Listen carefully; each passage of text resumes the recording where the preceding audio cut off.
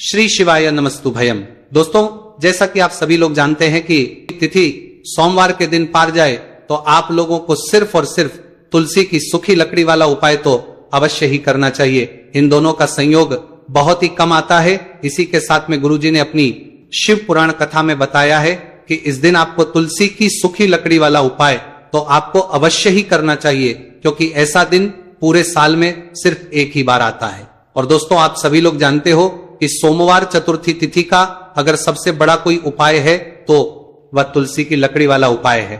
तो दोस्तों, सोमवार चतुर्थी तिथि के दिन आप लोगों को इस तुलसी की सूखी लकड़ी वाला उपाय को जरूर करना है। बहुत सारे लोग होंगे जिन लोगों ने इस उपाय को न किया हो, मतलब पूरा साल निकल गया, उन्होंने किसी भी दिन इस तुलसी की सूखी लकड़ी वाला उपाय को न किया हो। और दोस्तों, आपके पास एक आखिरी मौका बचा हुआ है, जो कि सोमवार चतुर्थी तिथि के दिन है। इस दिन आप लोगों को इस वाले उपाय को जरूर कर लेना है।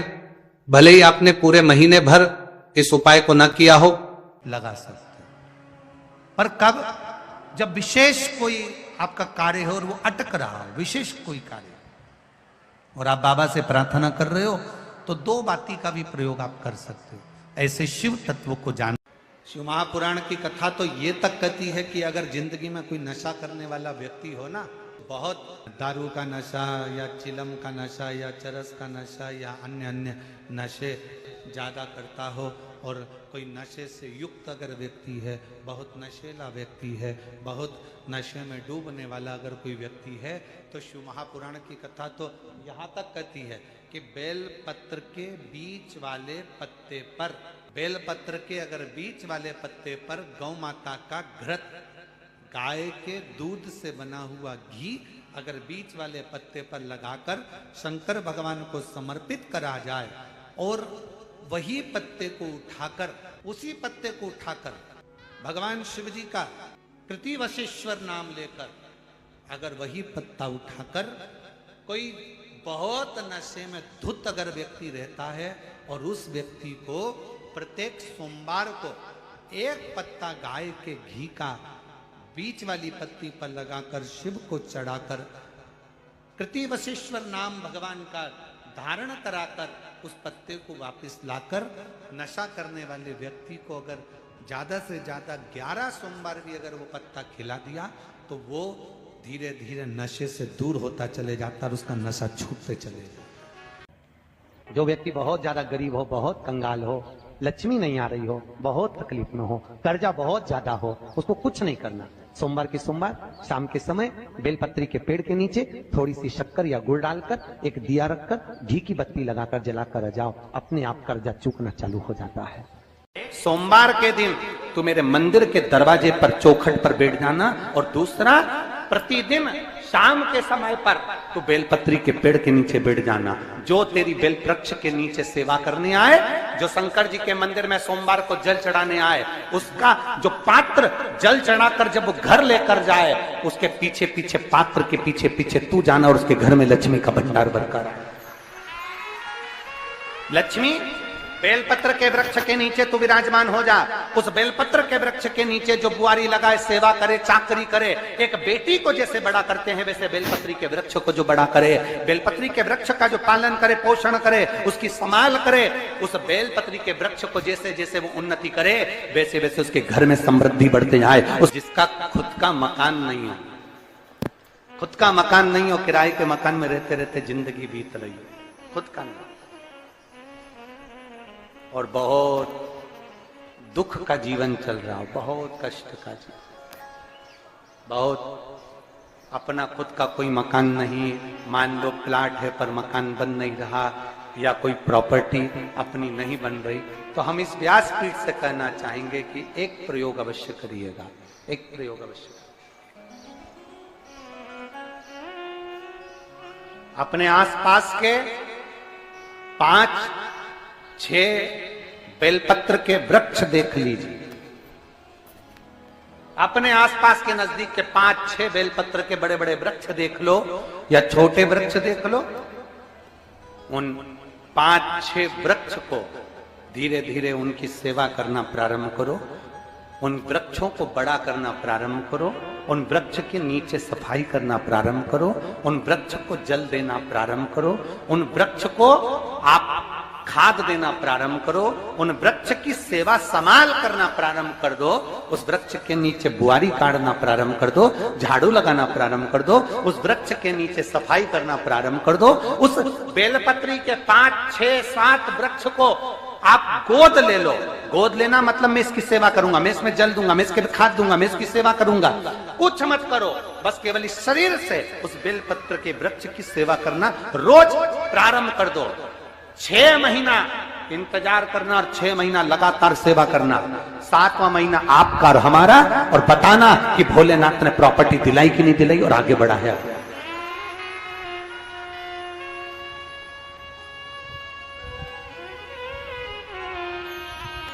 एक बेलपत्र का वृक्ष जिसके नीचे माता लक्ष्मी विराजमान होती है, एक बेलपत्र के वृक्ष के नीचे लक्ष्मी रहती है।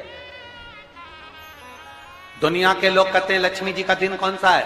बोलो जम के जल्दी से। शुक्रवार। दुनिया के लोग कहते हैं लक्ष्मी जी का दिन शुक्रवार है, पर माता लक्ष्मी से पूछा जाए कि तुम्हारी माता ख्याति देवी नारायण भगवान के साथ तुम्हारी शादी नहीं कर रही थी, शंकर को लक्ष्मी दे रही थी, तब तुमने भगवान शंकर से विनती करी, भोले बाबा मैं नारायण से प्रेम करती हूं, भगवान नारायण से मेरा विवाह हो। तो माता ख्याति देवी से शंकर भगवान ने विनय कर कर कहा कि लक्ष्मी जी का विवाह नारायण के साथ कर दिया जाए। भगवान नारायण के साथ जब लक्ष्मी जी का विवाह हो गया, तब लक्ष्मी जी हाथ जोड़कर बोलती हैं, बाबा मेरा विवाह नारायण के साथ हो गया और मैं आपके चरणों की सेवा करना चाहती हूँ, बाबा आप कृपा करिए कि मैं क्या करूं आपके लिए। शंकर भगवान कहते हैं, लक्ष्मी बस 2 चीजें कर दे। एक, सोमवार के दिन तू मेरे मंदिर के दरवाजे पर चौखट पर बैठ जाना, और दूसरा, प्रतिदिन शाम के समय पर तू बेलपत्री के पेड़ के नीचे बैठ जाना। जो तेरी बेल वृक्ष के नीचे सेवा करने आए, जो शंकर जी के मंदिर में सोमवार को जल चढ़ाने आए, उसका जो पात्र जल चढ़ाकर जब वो घर लेकर जाए, उसके पीछे पीछे, पात्र के पीछे पीछे तू जाना और उसके घर में लक्ष्मी का भंडार भरकर आए। लक्ष्मी बेलपत्र के वृक्ष के नीचे तू विराजमान हो जा। उस बेलपत्र के वृक्ष के नीचे जो बुआरी लगाए, सेवा करे, चाकरी करे, एक बेटी को जैसे बड़ा करते हैं वैसे बेलपत्री के वृक्ष को जो बड़ा करे, बेलपत्री के वृक्ष का जो पालन करे, पोषण करे, उसकी संभाल करे, उस बेलपत्री के वृक्ष को जैसे जैसे वो उन्नति करे, वैसे वैसे उसके घर में समृद्धि बढ़ते जाए, उसके घर में वैभव बढ़ते जाए। ये शंकर भगवान माता लक्ष्मी से करे, भगवान शिव माता लक्ष्मी से करे।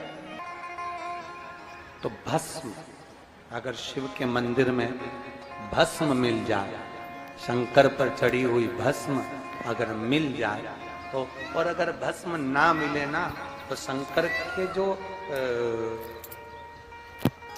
शंकर भगवान का जो शिवलिंग है, शिवलिंग के आसपास में जो जलाधारी है, यहाँ अगर भस्म ना मिले तो इस जलाधारी पर अपना हाथ स्पर्श कर कर अपने तन पर उसको लगाकर जरूर।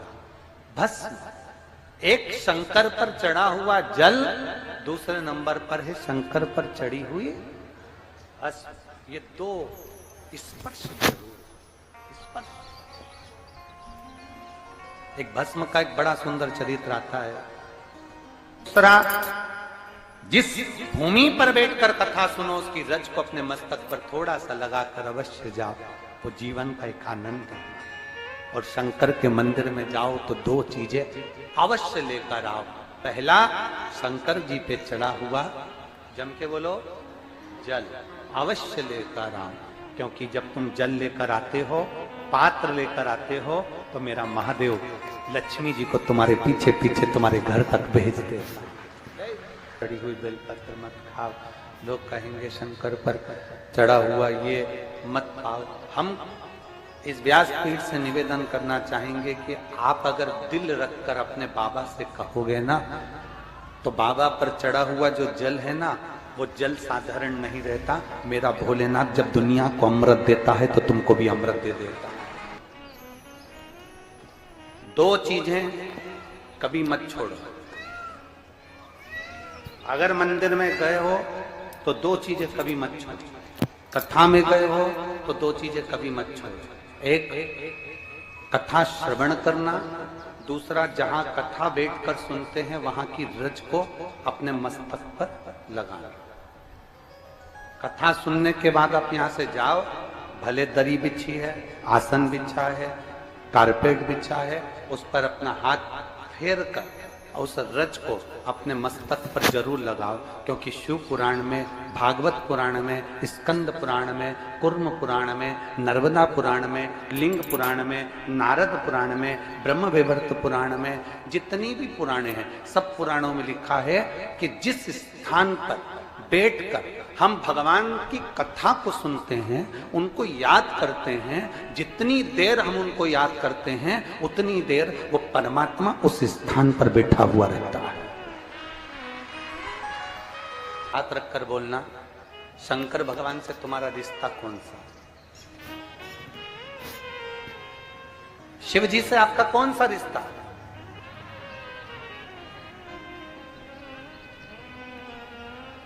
शंकर भगवान को आप क्या मानते हो?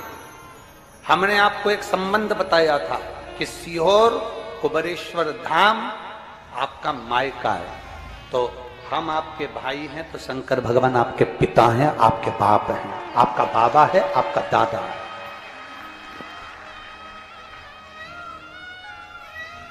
अब आपसे हम प्रश्न करें, उत्तर मेरी कुरुत की बहनें भी देंगी और मेरे जीजा उन भी देंगे और मेरी बेटियां और मेरे बेटे देंगे।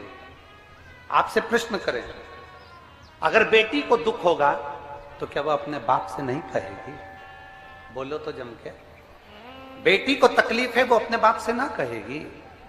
बेटे को तकलीफ है तो वो अपने पिता से, अपनी मां से